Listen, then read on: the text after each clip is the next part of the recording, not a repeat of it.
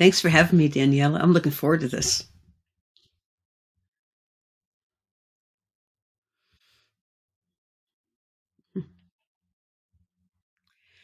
Yeah, for the longest time, I was afraid to share my story because I was ashamed of my story. I didn't think it could help anybody. And I've had to do a lot of hard work of healing. And now I'm to the point that I know my story has worth not just for me, but also that it can help somebody else. So at every opportunity I have, I welcome and I'm appreciative of the opportunity to share whatever part of the story speaks to somebody else to help them along their way.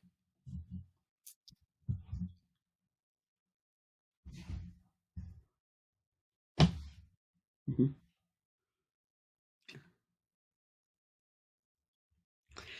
Oh wow, what a question. My story starts when I was 7, and unfortunately, it had a really bad start. And before I go too far, I do want to give a quick trigger warning. A couple of things I'm going to share right now have to do with sexual assault, have to do with eating disorders and depression and suicidal ideation. So if anything's a trigger for someone, I always want to give them that chance so that they can either shut the show off and come back later, or at least have a self-care plan in place. So having said that, my story starts when I was 7 years old in first grade, when a classmate enticed me into the woods at school after school one day. And he held me against my will for 45 minutes. And he raped me. And his last words to me put me in a prison. And I didn't know that I was being sentenced that day. And he said, "Don't tell anybody." And he went out one side and I went out the other side of the woods. And unfortunately, I did not tell anybody for 15 years until I was 22. I finally told my dean of students when I was in my senior year of college. Now, in between age 7 and 22, there's a whole lot of life that happens, a whole lot of development that happens. Age 7 is called the age of reason, where your brain really starts developing to the point that you know right from wrong and start making decisions and understand things. But trauma also literally rewires your brain and how you process things. So here I was at a key developmental age, and I didn't even have a chance to be a kid because I had to learn quickly how to survive, whatever that meant, emotionally, physically, in any way. So that got me off to a really wrong start in life. And on top of that, then you have middle school, which is just brutal. You have high school, you have college, you have all kinds of, basically your entire life development happens in those 15 years. And mine was already off on a bad foot.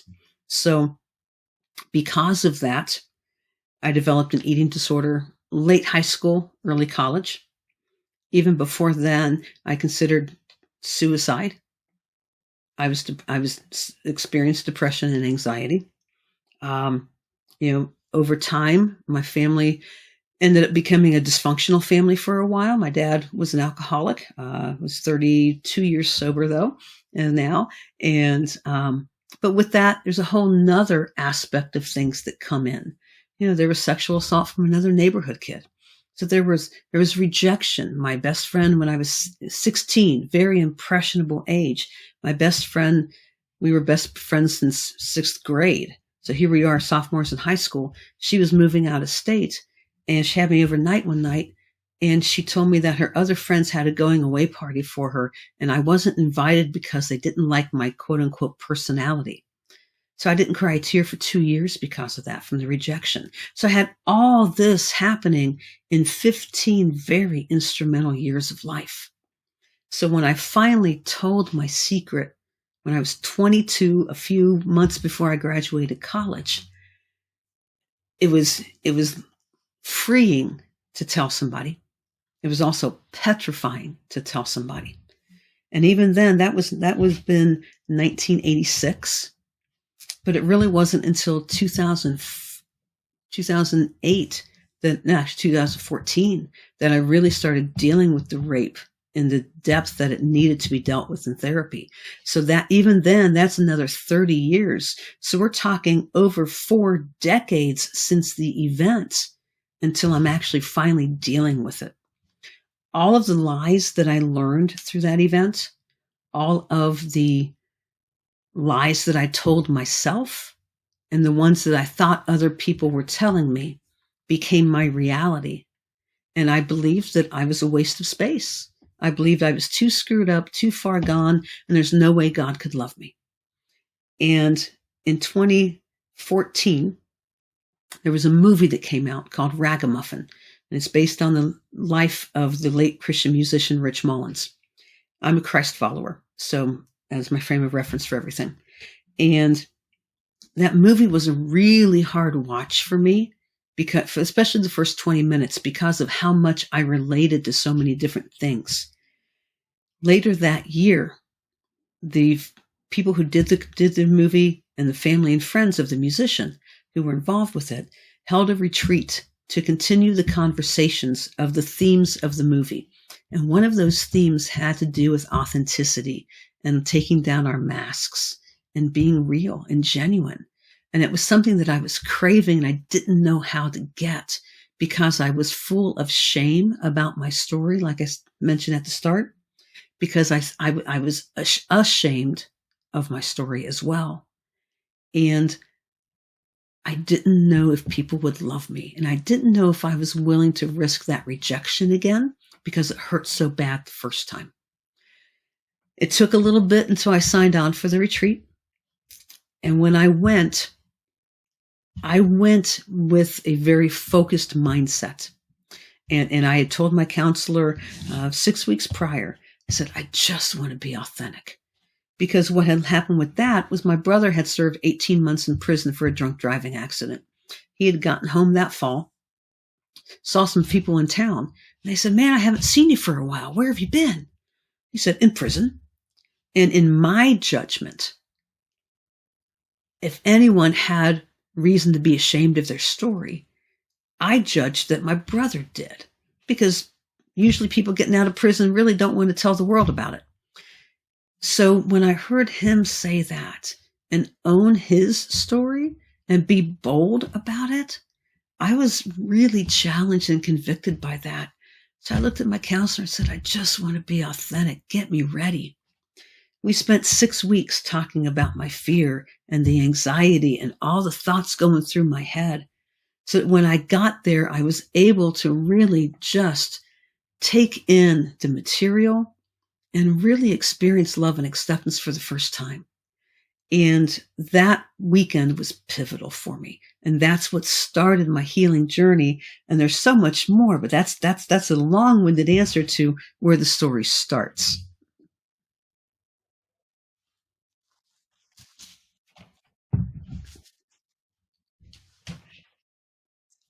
Correct.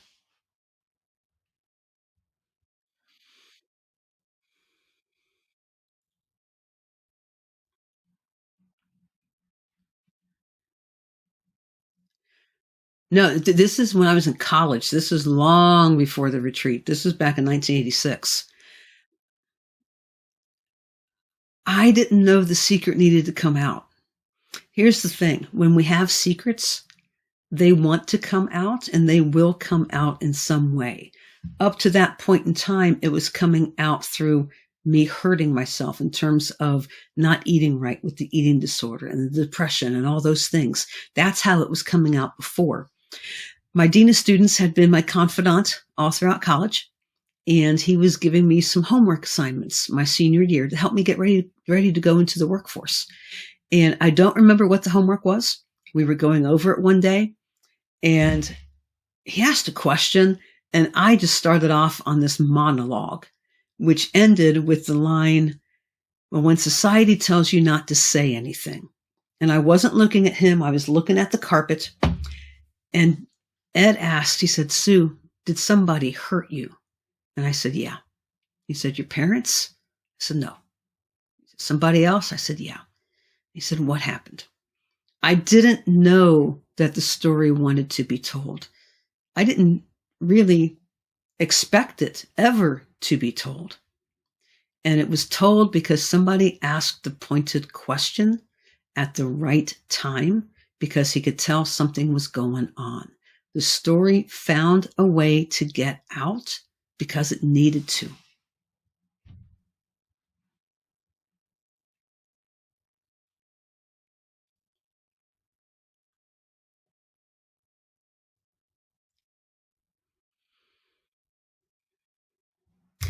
Wow, that's still another 20 years or 18 years. A lot happened. I was in and out of counseling. I hadn't really, I might have told somebody, but kind of wasn't really ready to deal with it.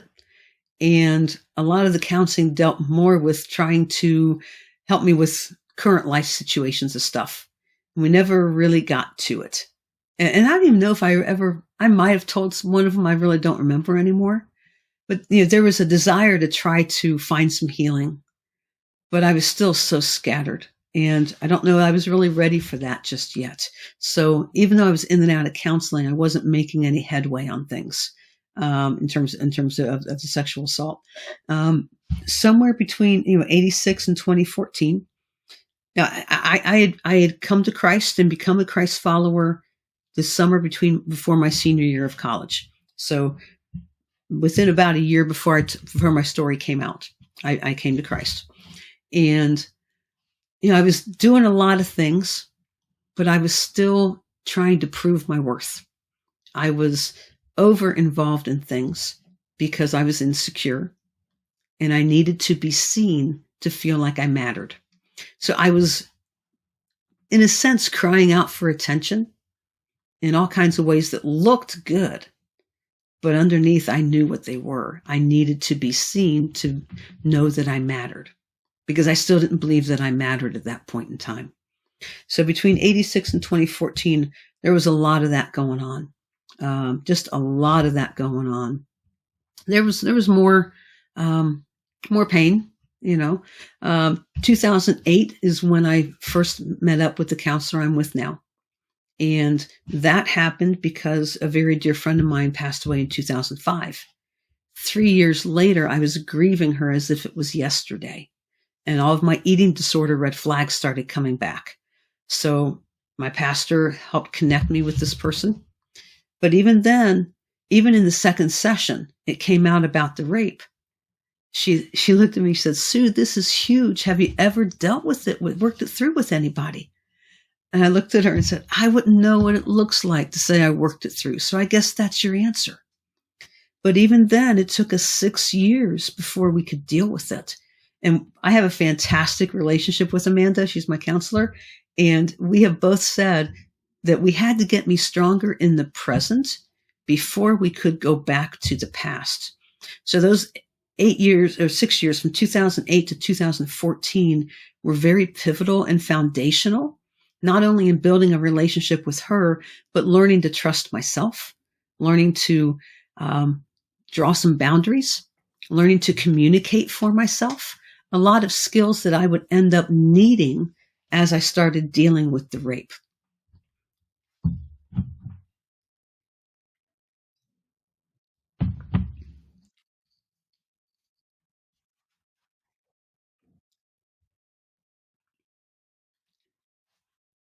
Right. Well, I started with her in 2008. Her name's Amanda, and I started with her in 2008. I am still with her now. So this is 2023. So April will be 15 years.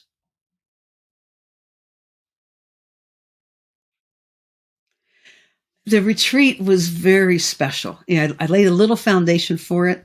One of the things that makes this retreat so unique is that they open up a Facebook group just for the people who are going to attend the retreat. And we start having discussion and start introducing ourselves so that by the time we get to the retreat, it's not, "Hello, my name is," it's, "Hey, you're Sam, and I'm glad to finally meet you." So we're already some community starting. So they opened this retreat room. And the first year of retreat, we were all strangers. The only commonality we had was we'd seen this movie. And there was something that stirred in us because of the movie. So they bravely and courageously and boldly asked us to share our stories. Now, mind you, I had never shared my story publicly. So even though I told one or two people, I had not shared my story publicly. Some of my family didn't even know. So I lurked in that retreat room for about 3 or 4 days. I was commenting on other people's comments and statements, and I was encouraging them, but I was not sharing my story. until one day I woke up and my heart's pounding like crazy and you start sweating and you're like, okay, it's my turn. So I sat at my dining room table for about a half hour and pounded out my story. And when I hit post, I think I gulped really loud. And the rest of that day, I was checking Facebook at least once an hour, if not more, because I was waiting, just waiting for somebody to validate the fact that I was screwed up. Because I had been rejected, I had been told I was less than, and I was waiting for somebody to blame me. And here we are now, 9 years later, and there has not been one comment, literally not one, in that regard at all. Instead, it's, you're so brave. You give me courage to share my story. I want to hug you. I'm so sorry that happened to you, and I'm so glad you shared it with us. All I heard was validation and care and support and love, and I didn't know how to accept it because I hadn't experienced it before.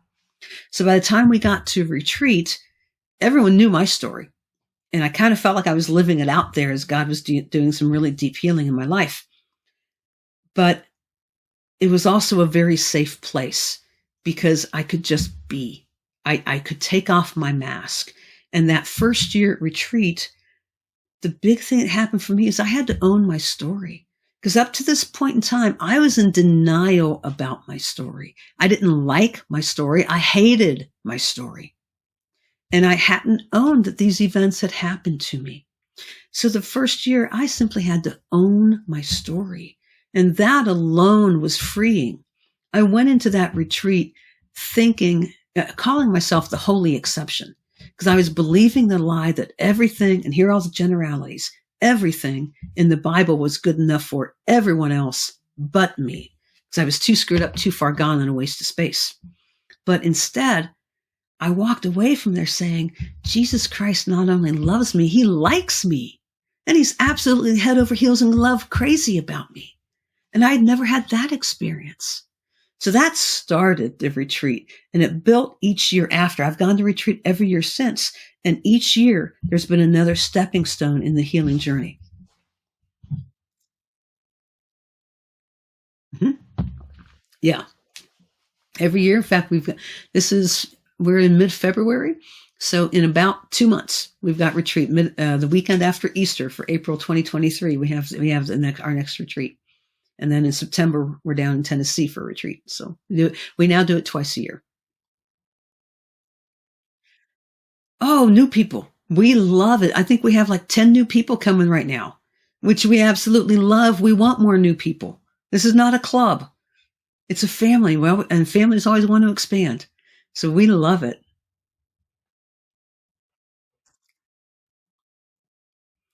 Very much so. Very much so. Because, like I said, the first year I had to own my story. The second year I had to grieve my story. And that's something that's not really talked about a lot. We think of grief as I had to put my pet down, or a divorce, or as we've experienced in our family, the deaths of family members. That's what we equate grief with. But there is loss all around us. Yes, some are heavier than others, but every loss is significant. And there's a lot of loss in my story that needed to be grieved and had never been allowed to that time and space. So the second year, I just had to grieve my story. And that ended up being probably about 10 minutes of really hard, almost uncontrollable crying. And my biggest fear was realized, and yet it was cast aside at the same time. My biggest fear was that I was going to cry and I wouldn't be able to stop. And I cried, and I stopped. The third year at retreat was where the nugget I walked away with was that I am valuable to God. Because up to then I hadn't felt valuable. I hadn't felt I had any value. I didn't have any worth. Like I said, I was a waste of space. When you think you're a waste of space, you think you have no worth. So the third year I walked away realizing that I am valuable to God and that my story matters. And then the next year, It was simply the confirmation that you are mine. I am his. I am God's.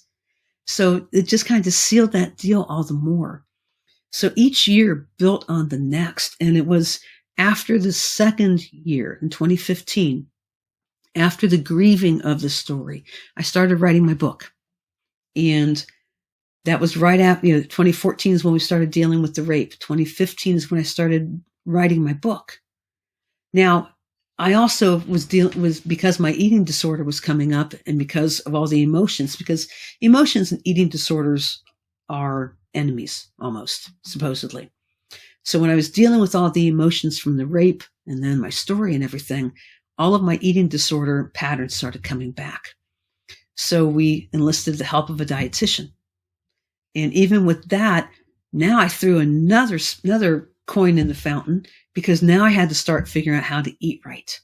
So it was just so much coming at me. But I started the book in 2015 and it kind of changed course a little bit with what I intended it to be versus how it came out. And it was published in September 2019. And in November 2020, it won second place nonfiction at the Faith and Fellowship Book Festival. So it is now an award-winning book, which is very exciting for my first book. So thanks.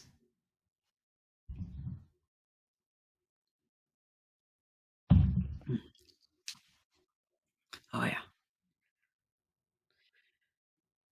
Oh no, I don't believe that at all. That's a lie from the pit of hell. So yeah, where this has led is that I started having opportunities to share my story. Once the book came out and my story was literally out there became many more opportunities. I started speaking, first of all, at a local high school health class about eating disorders. Then I started presenting at state level and national level conferences. So each time you're doing this, and I did the first 2 years, I did over 100 podcast interviews in just 2 years. So in terms of opportunities to share my story, because what I started to realize is that my story has worth and I have worth. And for the longest time, I was mad at God. I was hacked off at God for why did you let all that stuff happen to me?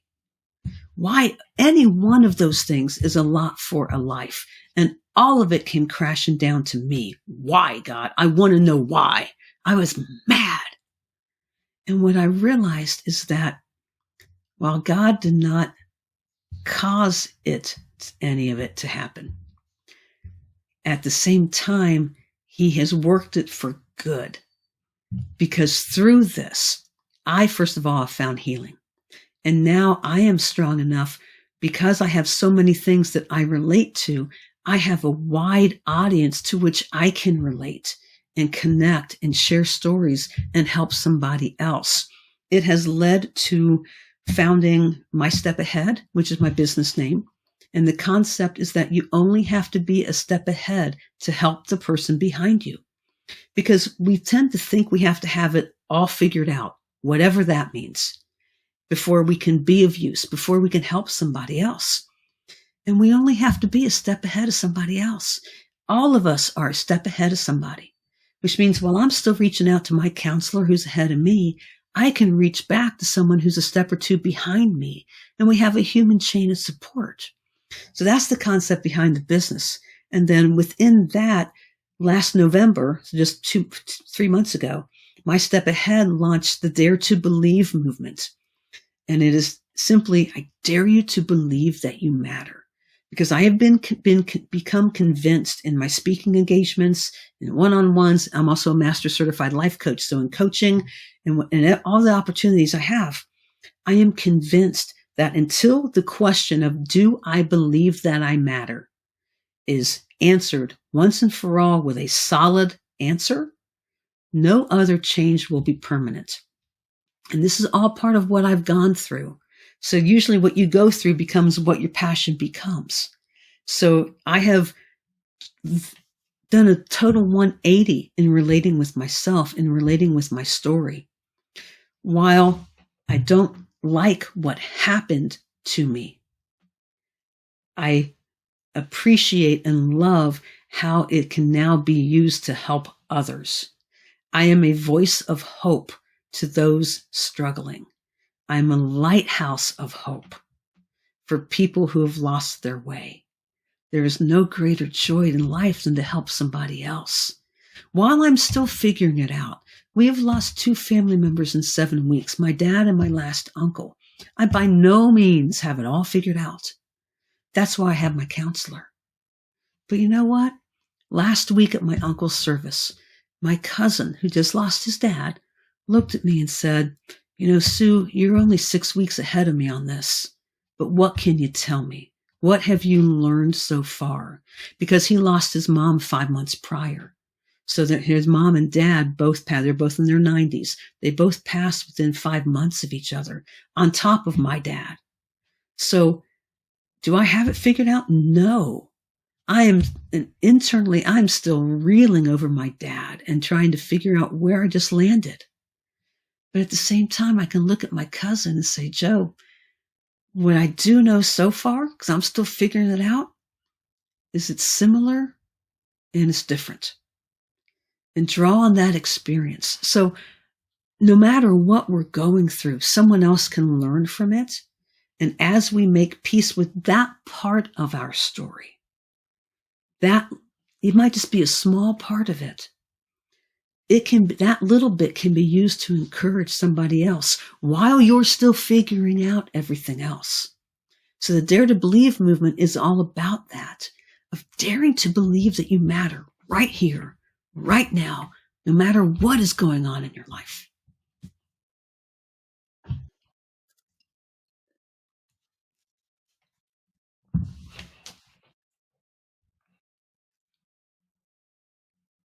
Yeah. Yeah.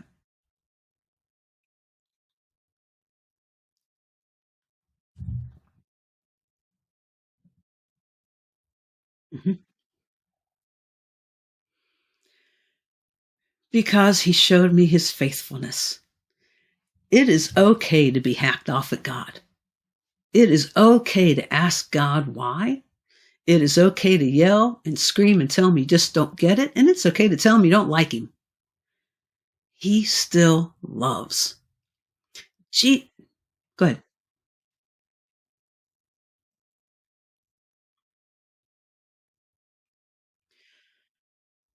Yeah. What's one of the bedrocks for me when when was that? In the 90s when mom and dad were divorcing. Um, I was not doing well. That was the second time I was contemplating killing myself because I didn't know how to deal with the emotions. And I was a mess, beyond a mess. And I was not doing well physically. I was losing weight again. I was doing a lot of things that weren't healthy for myself. And in the midst of all that, when I was considering taking my life, there were 2 thoughts that kept coming back to mind. The first one was I was rational enough to realize my family did not need to go to my funeral in the middle of the divorce. If I got really bad, I probably could have passed that one off to the side. But the second thing, there was a nagging optimism. And Daniela, I can't explain it. There was a nagging optimism that would not let me quit. And I have come to realize that was Christ. Because back in 1985, I asked Jesus Christ to take up residence in my heart. He didn't leave. It's not based on condition. It's not based on how I feel. It's not based on how I perform. It's based on the fact that he loves me and he's not going to let me go. And that was what stuck with me. So even with everything else that happened since, this is back in the 90s, I still had that foundation that I knew God wasn't going to let me go, no matter how much I hurt, no matter how much I didn't know how to deal with those emotions.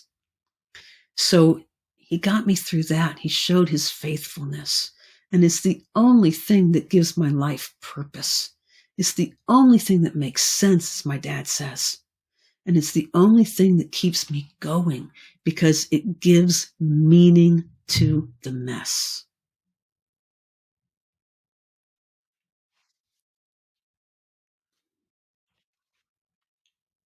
Mm-hmm. I was a speech major with a psychology minor.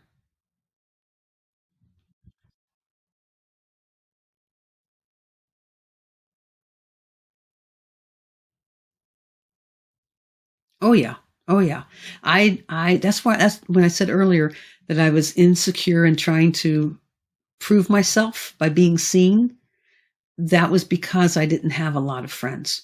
Yeah, I was so over involved in college. I'm not a poster child of how to handle college, but I got out, I finished, and I went on to get my master's degree as well. But yeah, because of those things where I felt like I didn't belong, and a lot of that is based on the trauma. Because again, when your mind is rewired at a young age, you learn distrust, not trust. You learn protection, not vulnerability. You learn how not to communicate instead of how to communicate your feelings. So I was a misfit and I didn't belong because I didn't know how to interact with people.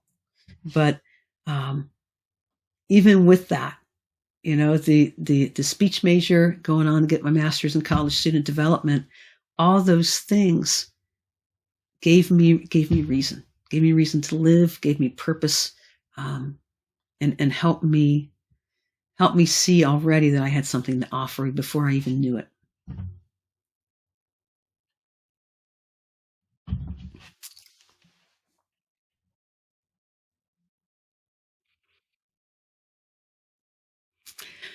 I have learned over time, and I'm learning even more when you see certain things or hear certain words or certain phrases or observe somebody behaving in a certain way, that, yeah, something's going on there. Now, that doesn't mean I'm going to walk up and ask that person. But like I was speaking at a retreat a few weeks ago, and in that kind of a setting, as you build relationships with people, then if there's opportunity to talk with that person or at least mention it, then yeah, I will certainly take that opportunity. But I also know that it's a fine line. You don't want to force the person back underground if they're struggling with their story. But you also want to be respectful. But certainly if someone is giving any kind of indication that they want to talk, I am all ears.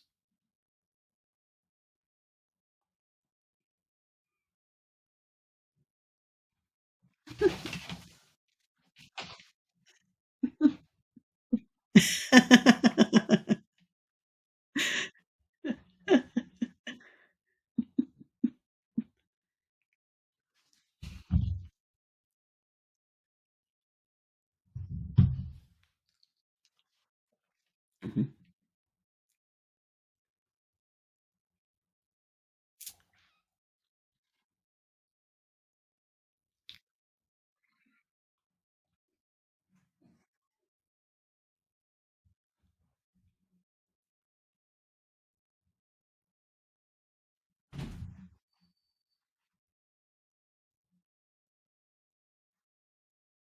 Mhm. Mhm. Yep.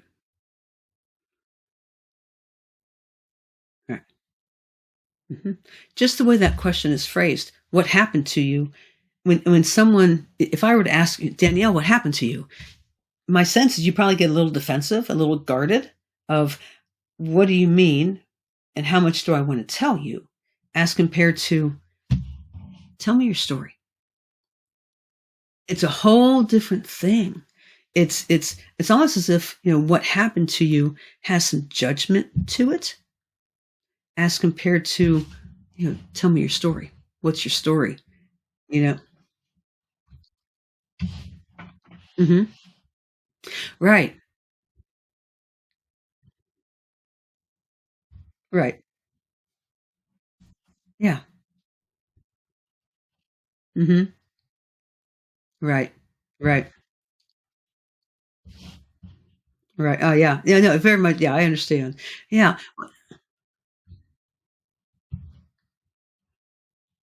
Yeah. And because it draws people out, all of us have a story. And that's the one thing nobody can take from us And that's part of the whole thing behind My Step Ahead is we all have a story. And that is the one thing no one will take. No one can take it. It's yours. But then, it's a matter of what do we do with that? And for me, instead of letting the story define me, I now define the story. It's almost like climbing up on a mountain, and I can be over here and I still can't get over the rock, or I can get up on the rock and now say, okay, now I've got the view. Where do I want to look? What do I want to do? What do I want to say? And now, and at the end, I'll give the website where they can get this information. But one of the things that I've written, it kind of came from my book. The book is called This Much I Know, The Space Between. And it's on Amazon and Kindle. You can also get it through my website. But the concept behind it is just that we all have a story. And the first half of the book is my story in much more detail and shares more about the characters and the people who were involved in my life. And the second half of the story, The Space Between, talks about the healing journey God took me on. Because there's a difference between having wounds and scars. Wounds are still bleeding. They still need healing. When you have a scar, it's a story of hope for somebody. Scars give hope because it means there's been healing. So the second half of the book talks about the healing journey God took me on. And there were 4 principles that I've learned through that. And again, on the website, I'll tell them where they can get this. I have it in PDF format now. But, excuse me, the first one is, we talked about earlier, is having to, first of all, it starts with humility.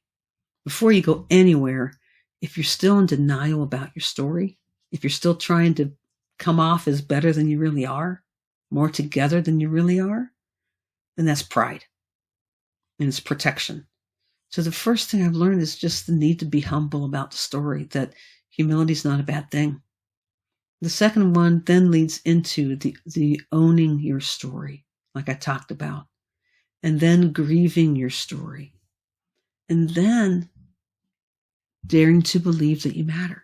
So everything I do has come from the book, because again, and the book goes into much more detail about it, and this PDF I'd be happy to send people does as well. But for me, those are the 4 foundational steps to coming to peace with your story.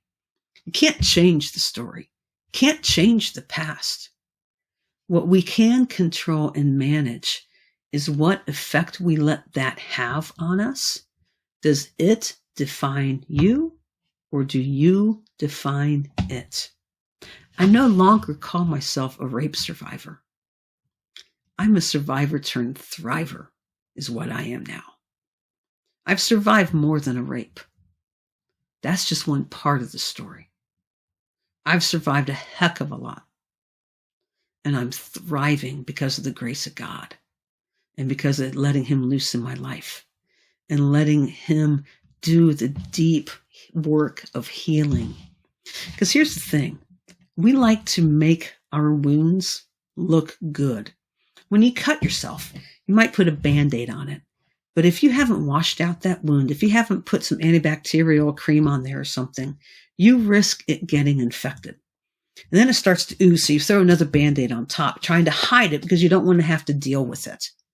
And by the time before you know it, you've got gangrene in your arm because you haven't dealt with it the right way. It's the same thing with our stories. When there's hurt, when there's trauma, when there's unforgiveness, when anything in our lives and our stories that hasn't been resolved yet, that we haven't made peace with, it's like putting a Band-Aid on top of a gaping wound that still was bleeding. And then you pull the Band-Aid off and you're like, oh man, that really looks ugly. Yeah, it does. And does it hurt to heal? Yes. It does not feel good when you have been burned. It does not feel good when the doctor has to go in and debride the wound and scrape off all the dead skin.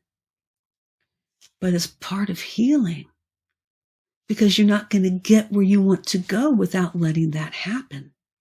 That's the same thing. So we can have wounds, but they won't turn to scars until we do the deep work of healing.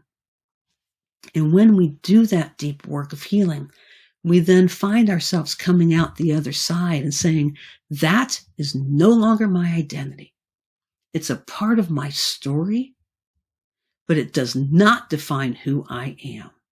If anything, it makes me better now, and this is who I am. World, take notice. That's what it's about. Mm-hmm.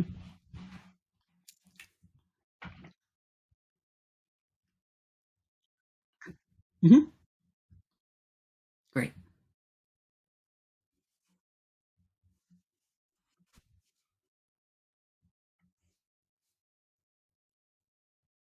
Thanks.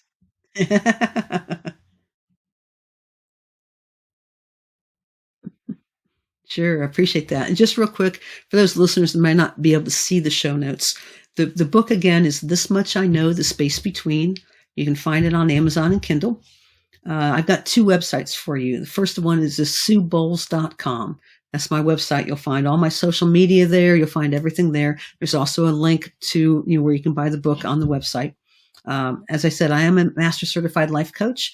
So if life coaching is something that may be a part of your story to help you find healing, you can also reach out to me through that website.